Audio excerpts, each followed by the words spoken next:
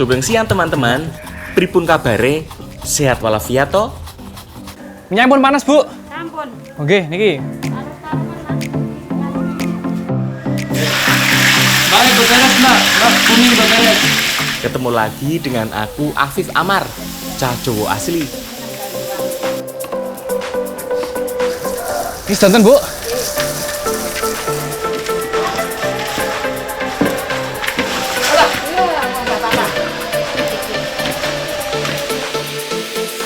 Kali ini aku mau main-main ke Kabupaten Magelang buat panen ubi madusari yang bisa diolah menjadi pencok dan putri mandi.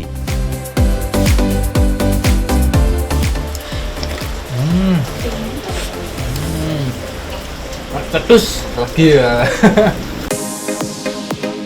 Aku juga mau main-main ke Kabupaten Temanggung. Ada ikan khas ini yang bisa diolah menjadi makanan yang menggoyang lidah. Namanya ikan uceng. Mau kita olah jadi garang asem dan serundeng ya.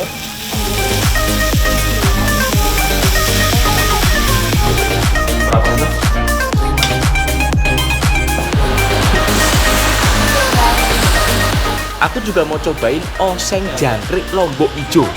Salah satu makanan yang sering dikonsumsi sesepuh warga Lamung Gunung.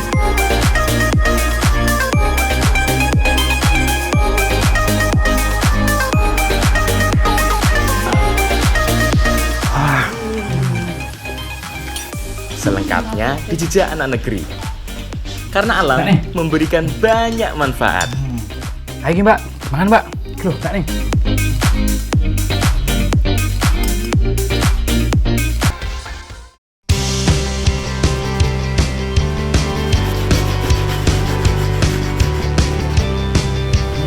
Wah, santan ya, Mbak ya?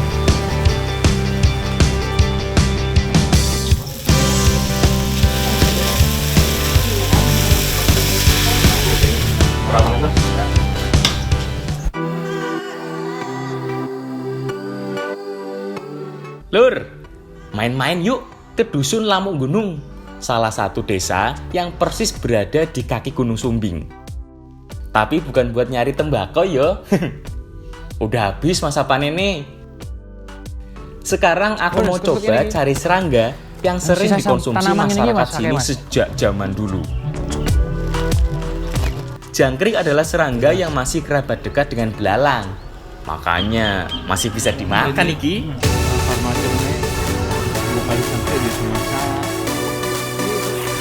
Wah, oh iya, Mas. Gua ono yuk. Oh. Kayak gini, Mas. Sebenarnya, Mas. Oke.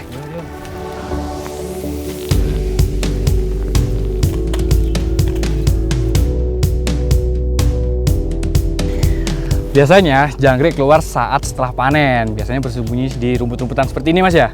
Ini gampang-gampang susah karena jangkrik lompat-lompat ternyata. Ayo, Mas.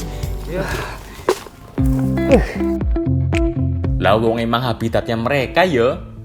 Mereka suka hidup di sawah dengan sembunyi di sela-sela tumpukan rumput seperti ini. Nyari yang hangat-hangat. Serangga yang kalau malam sering menimbulkan bunyi khas ini juga membuat sarang di tanah-tanah. Nah, wis akeh ki kayaknya Mas Tri, sudah banyak. Yuk bawa pulang biar bisa langsung dimasak bareng ibu-ibu.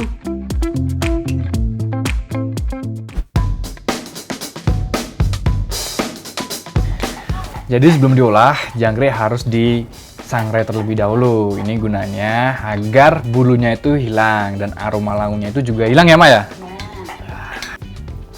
Selain disangrai begini, bisa juga direbus atau dikukus yo. Fungsinya sama, menghilangkan kotoran dan bakteri yang mungkin menempel. Tapi karena kita mau masak oseng Lombok Ijo, makanya lebih cocok kalau disangrai begini. Teksturnya lebih kering.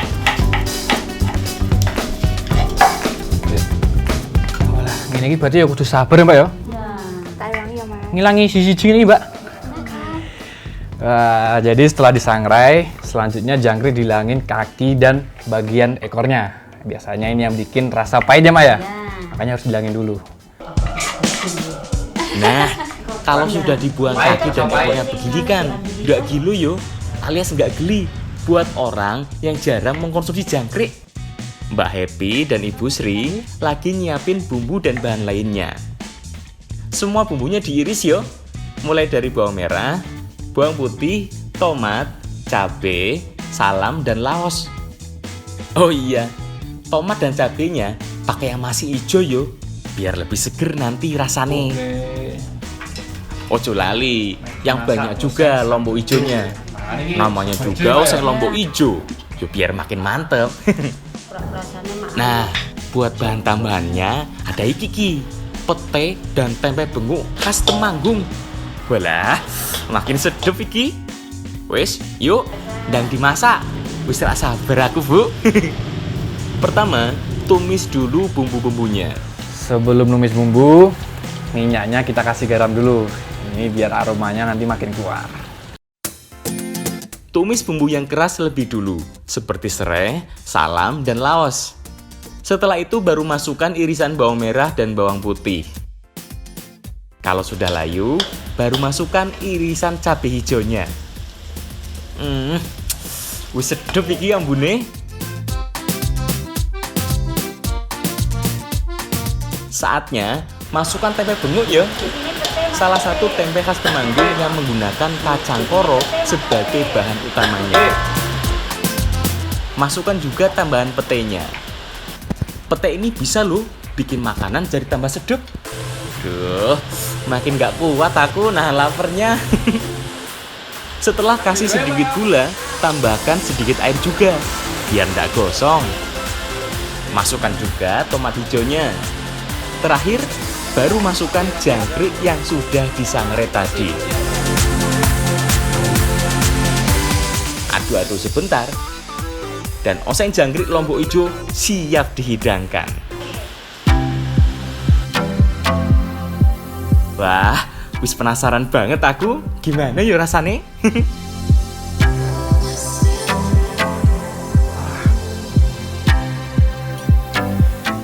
Rasa dari oseng jangkrik cabai hijau ini dominan ke pedas karena memang cabainya banyak sekali. Dan untuk jangkriknya rasanya hampir mirip sama udang kali ya, Mak ya? Aromanya pun udah hilang, aroma langunya itu. Wah, pengen nambah nih aku, Mak. Tambah lagi.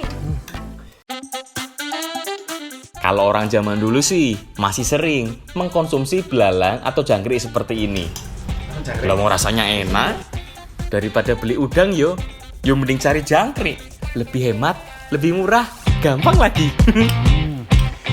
Ayo Mbak, semangat Mbak. Loh,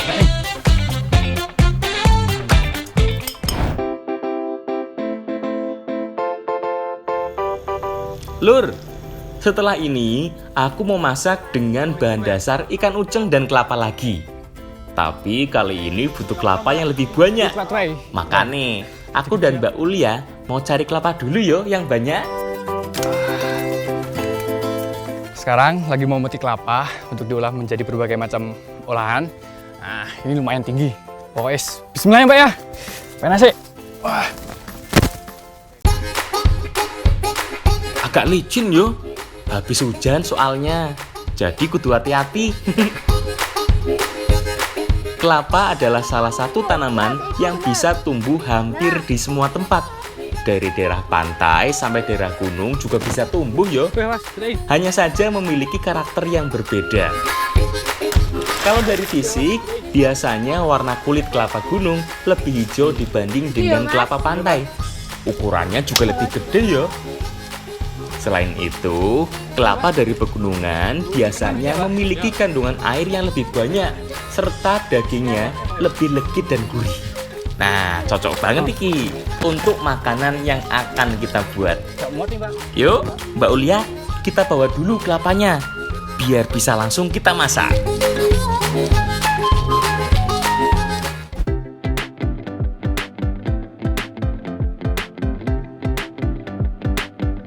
Santan dong Mbak. Geser sedikit yo. Aku mau bikin olahan dari salah satu ikan khas Temanggung. Namanya ikan uceng. Ikan kecil-kecil yang biasa berkembang di sungai beraliran cukup deras ini mau kita masak jadi garang asem. Sekarang kita lagi persiapan mau bikin garang asem. Nah, ini kelapanya udah bersih, udah siap dibikin santan. Tak parut ya Mbak ya.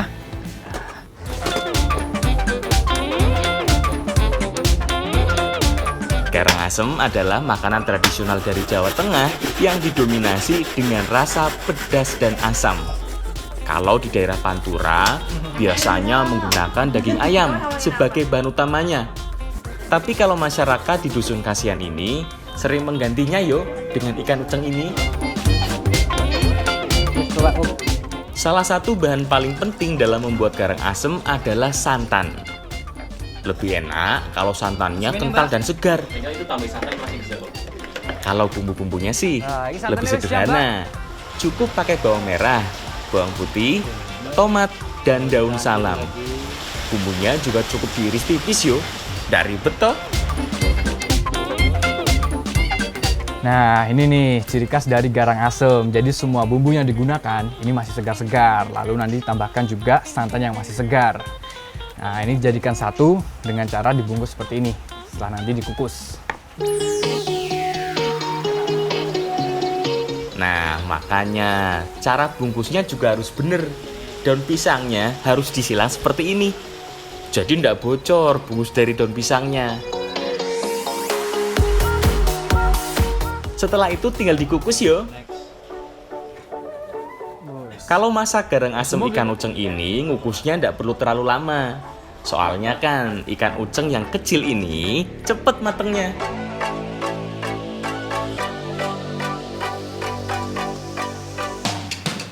Nah, wis mateng ki. Waduh, begitu dibuka, aromanya langsung keluar. Seger banget. Jadi sebenarnya ada dua jenis garang asem. Ada garang asem Pantura dan juga garang asem Mataraman. Nah, kalau ini lebih dominan ke garang asem Mataraman karena rasanya itu manis gurih. Wah, aku pengen nambah Mbak ini, Mbak. Jelas. Wah.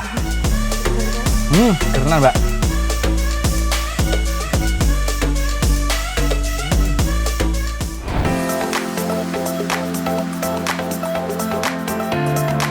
Ayo tebak, makanan apa yang akan kita buat kalau butuh banyak kelapa begini? Apalagi kalau bukan serundeng Serundeng adalah makanan khas Nusantara yang menggunakan parutan kelapa sebagai bahan utamanya. Tapi kali ini serundengnya mau dicampur dengan ikan uceng. Berbeda dengan saat mau bikin santan, cara marut untuk mau bikin serundeng itu posisi kelapa harus melinang seperti ini, itu agar hasil parutan kelapa nanti agak lebih kasar gitu. Untuk bumbu-bumbunya ada dua jenis walaupun sama-sama menggunakan bumbu kuning, baik bumbu untuk ikan uceng maupun bumbu untuk serundengnya. Bumbu ikan uceng ada bawang merah, bawang putih, dan kunyit. Semuanya dihaluskan dan dicampur dengan ikan uceng ini. Nah, bumbu ini hampir sama seperti untuk bumbu ungkep. Kalau sudah dicampur dengan bumbu kuning ini, langsung kita goreng ikan ucengnya. Nah, jadi sebelum digoreng, ikan ucengnya harus dicampur dulu dengan bumbu kunyit. Ini gunanya agar bau amisnya itu hilang. Gorengnya sampai kering biar serundengnya nanti lebih gurih. Makanya butuh minyak yang banyak dan panas. Nggak perlu terlalu lama kok. Soalnya ikan uceng ini kan kecil, jadi cepet kering kalau digoreng seperti ini. Hampir seperti teri tapi dengan tekstur yang lebih lunak.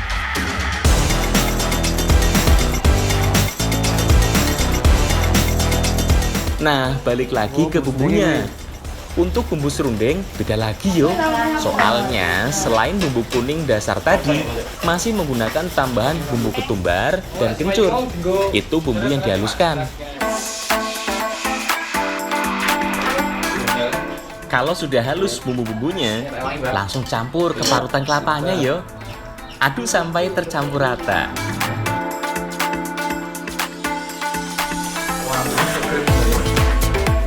Selain itu masih ada tambahan lengkuas, salam, daun jeruk, dan asam jawa. Walah, enak banget pasti ki rasane. Lah wong bumbunya aja banyak banget begini. Sip, sekarang tahap terakhir membuat serundeng uceng, yaitu sangrai sampai matang. Tenang, tidak perlu pakai tambahan minyak ya. Dengan bahan dasar parutan kelapa sebanyak ini, teksturnya juga bakal berminyak kok dengan sendirinya. Sangrai sampai matang sampai warnanya jadi kecoklatan.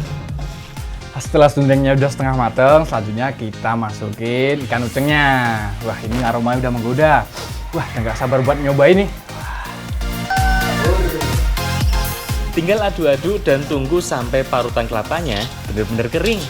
Soalnya, serundeng adalah salah satu makanan yang bisa bertahan cukup lama. Kuat sampai berhari-hari loh. Apalagi kalau dimasak sampai kering begini. Ini sih bisa lebih dari 2 hari. Ini, Mbak. Wah, bisa sabar aku pengen icip-icip. Ambunnya enak banget. Jadi karena faktor parutan kelapanya ini banyak, rasa dari sundeng ini dia gurih, seger gitu. Dan rasanya bumbunya ini pas banget karena ada asam manisnya gitu. Dan nambah gurih lagi, ini ada gorengan ikan uceng digoreng garing. Pokoknya guandeme pol.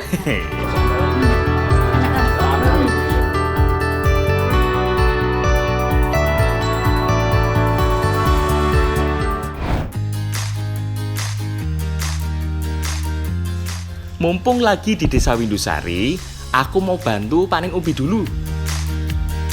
Wah, kayaknya bapak-bapak ribu ngopo ya? Pak, Bu, panen! Pulau Wangi nggih.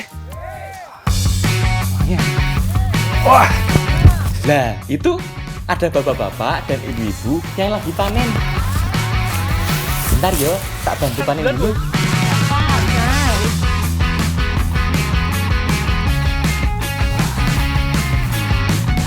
sekarang lagi ngebantuin masyarakat sini panen ketela madusari. Nah, biasanya sebelum dicangkul harus dihilangin dulu daun-daunnya, baru nanti dicangkul buahnya.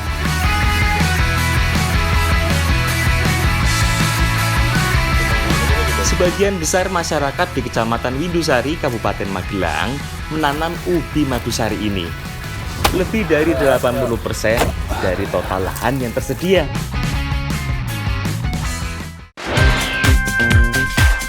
Setelah dicangkuli, ubi madusari ini bersihkan dulu dari akar yang menjalar dan tanah yang menempel agar lebih bersih saat dimasukkan dalam karung dan diangkut. Ya kayak panen tenan, Mbak. Seperti namanya, ubi madusari ini rasanya manis, seperti madu ya, Mbak ya. Nah, makanya banyak orang nyebutnya ini ubi madu. Ki, Mbak, telepon apa ya, Mbak yo? Ya. Ini, Mbak, Mbak. Oh iya, nama ubi madusari ini penasaran ya, Mbak, ya? sebenarnya akronim Panen loh. tenan, Mbak, ini. Ubi madu dari Windusari kepanjangannya. Ini, Mbak yo. Waduh, waduh. Wah, buat tenan, Mbak ya. Waduh, ternyata abot yo, berat. Bawa satu karung wae Mbak, sudah ini, Mbak. kebanting begini. Yo maklum, beratnya hampir 50 kilo.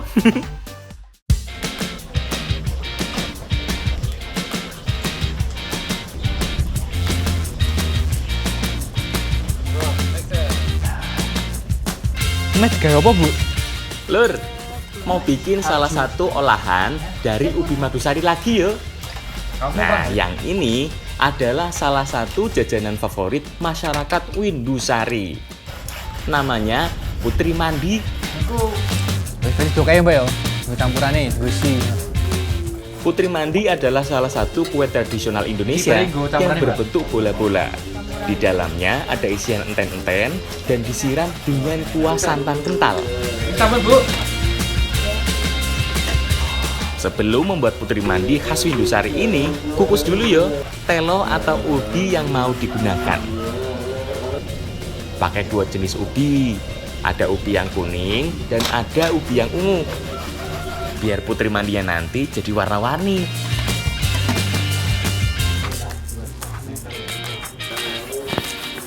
Wah, kan Mbak ubinya sing mateng, Mbak. Oh iya. Tak oncane sih. Bari tak tubuhe. Heeh. Iki Mas. Wah, wis mateng iki. Wis. Ayo. Oh iya, selain dikukus, sebenarnya Ini, ubi yang ini. ini bisa direbus yo. Tapi nanti hasilnya terlalu lembek. Nah, kalau dikukus begini kan hasilnya jadi legit. Putri mandi kalau di tempat lain biasanya pakai ketan ya Bu ya. Nah, tapi kalau di sini karena penghasil terbanyaknya yaitu ubi, makanya ini dibikinnya dari ubi. Oh, Putri mandi lah, artinya putri adus Bu. Lawang di sini ubinya banyak banget yo. Makanya masyarakat sini sering mengganti tepung ketan dengan ubi madusari ini, termasuk saat membuat putri mandi.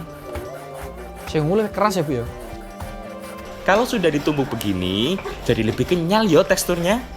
Pas banget buat menggantikan tepung ketannya. Apalagi kalau sudah dicampur dengan sedikit tepung dan air panas, jadi lebih kenyal lagi. Keluar Bang Ibu. Selain untuk bahan adonannya, kita siapin juga bahan untuk enten-entennya. Enten-enten Apa tuh, Bu? terbuat Mencekap? dari campuran parutan kelapa dan gula. Nah, Bu. sambil nunggu adonan putri mandi dan santan kental untuk siraman terakhirnya, Mbak Lala mau bikin dulu enten-entennya. Caranya gampang banget yo. Tinggal panaskan gula merah yang sudah diiris sebelumnya. Nggak usah pakai air atau minyak, disangrai wae. Soalnya setelah parutan kelapanya masuk, nanti lebih basah. Soalnya kan minyak dari parutan kelapanya sudah keluar. Tinggal aduk-aduk sampai gulanya cair dan semuanya matang serta tercampur rata. Nah, sekarang lagi proses ngasih isian ya Bu ya. Jadi kalau isian ini bisa dikasih berbagai macam rasa. Kalau kali ini kita kasih enten-enten. Caranya dibelet-belet seperti ini nih. Jadi, ndak harus dari campuran gula dan kelapa seperti ini yo. Mau dikasih isian apa aja juga bisa. Yang penting rasanya dominan manis, tapi ndak terlalu berlebihan. Biar rasa ubinya ndak kalah. Nah tuh, kalau dari dua jenis ubi begini, warnanya jadi bagus ya. Warna alami ini dari ubinya, ndak perlu dikasih pewarna buatan. Sip, kalau sudah siap semua, tinggal dimasak sampai matang. Jadi sebenarnya putri mandi ini hampir mirip dengan mendut. Nah, bedanya kalau mendut itu dikukus, tapi kalau putri mandi itu direbus terlebih dahulu. Tutup ya Mbak ya? Lebih mirip cara masak bakso yo. Bola-bola ubi ini langsung direbus dalam air yang sudah mendidih. Biasanya sudah dikasih sedikit minyak yo di dalam airnya. Tujuannya biar gak lengket bola ubinya. Ya. Kalau sudah Cik. mateng, bola ubi ini akan mengapung dengan sendirinya. Persis saat masak bakso atau klepon. Kemampu kafe ini. Ya, kayak gini. Kalau sudah mengapung begini, tinggal diangkat dan hidangkan dengan santan yang menyerupai vla ini.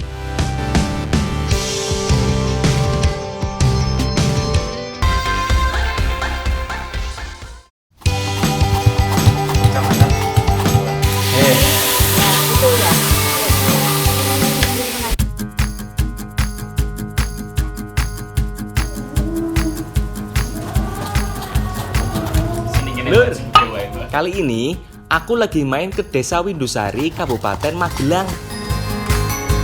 Di desa yang masih berbatasan dengan Kabupaten Temanggung ini, aku mau nyobain salah satu cemilan khas ini yang terbuat dari ubi. Hampir 80% petani sini itu menanam ubi. Nah, jadi ubi ini bisa diolah menjadi berbagai macam makanannya, Pak ya. Nah, kali ini kita bakal mengolah menjadi pencok. Nah, kita persiapkan bumbu-bumbunya. Saiki aku tak marut sih ya, Pak ya. Oke.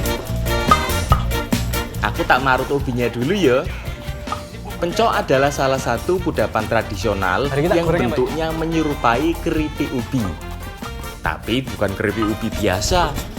Pencok biasanya dibalur dengan bumbu yang pedas. Oh iya, sebenarnya ubi yang digunakan untuk membuat pencok, grubi, atau berbagai olahan ubi lainnya pakai ubi yang berukuran kecil ya. Soalnya kan kalau yang ukurannya besar dijual utuh sebagai ubi bakar atau ubi rebus.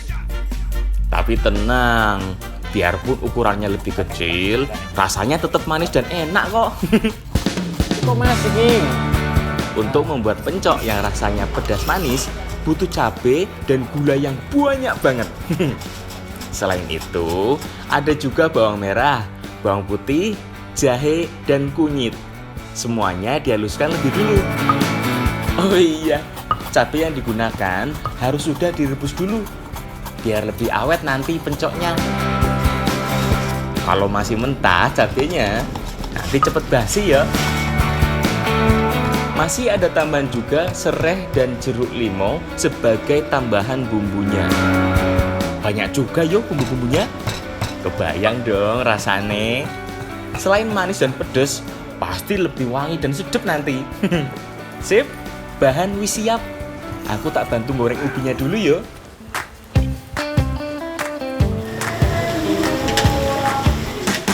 Untuk menggoreng ubi ini butuh minyak yang banyak dan panas. Tujuannya yo biar keripik ubinya nanti bener-bener crispy. Oh, itu nih Bu ya. Kalau minyaknya belum blebek-blebek alias mendidih, yo jelas bakal melempem keripik ubinya. Wah, ayo Mbak, dicampur bumbune. Ini gososnya Mbak. Oh ya wis. Kasih Pak. Minyak pun panas Bu. Sampun. Oke, niki. Taruh-taruhan Mas. Sekarang bikin bumbu pedas manisnya ya. Tumis bumbu halusnya dulu. Kemudian tunggu sampai mateng dan aroma wanginya keluar. Setelah itu, masukkan cabai yang sudah dihaluskan. Aduk-aduk terus yo. Pastikan bener-bener mateng bumbunya, biar nggak mudah basi. Setelah itu, baru tambah dengan sedikit air. Terakhir, masukkan gula merah. Tunggu sampai mencair yo. Jadi sebenarnya pencok di sini itu bisa diolah menjadi berbagai macam rasa. Nah, kali ini kita bakal bikin jadi pedas manis ya Bu ya. Makanya yang tadi cabai sama gulanya banyak. Biar tambah mantep deh Bu ya.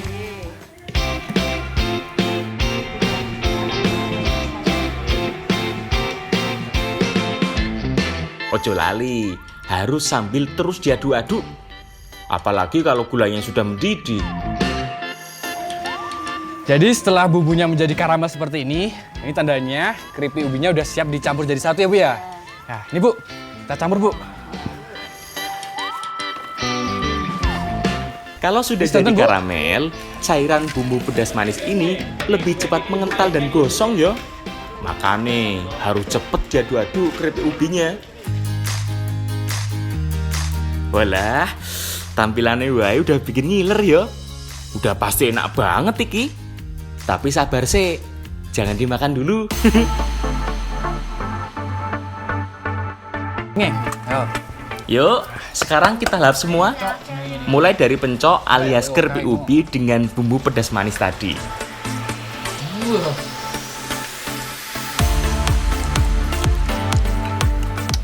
Rasa dari si pencok ini dia pedes, manis ya Mbak ya. Dan ini crunchy banget. Setiap gigitan nih, memberikan sensasi yang tersendiri. Gandem pol ya Mbak ya. Pol Mas. Ayo Bu, tas nih Bu. Kalau pencok begini sih, nggak cuma cocok untuk cemilan saja yo. Bisa juga dijadikan pendamping lauk. Lawang rasanya juga ada gurih-gurihnya. Apalagi kalau dihidangkan dengan kacang tanah yang sudah digoreng begini. Yo jelas, makin tambah gurih. Enak Bu, ayo Mbak. Bu naik loh. Sekarang kita cobain jajanan Putri Mandinya.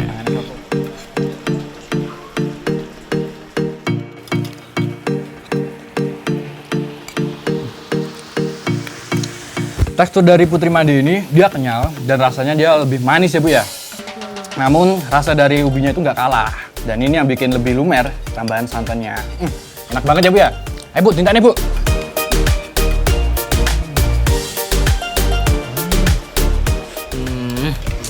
Manisnya lebih pas yo, nggak berlebihan. Empuk juga teksturnya. Ternyata Putri Mandi juga cocok kalau dibuat dari ubi. Apalagi kalau ubi madusari. yang manis dan legit begini.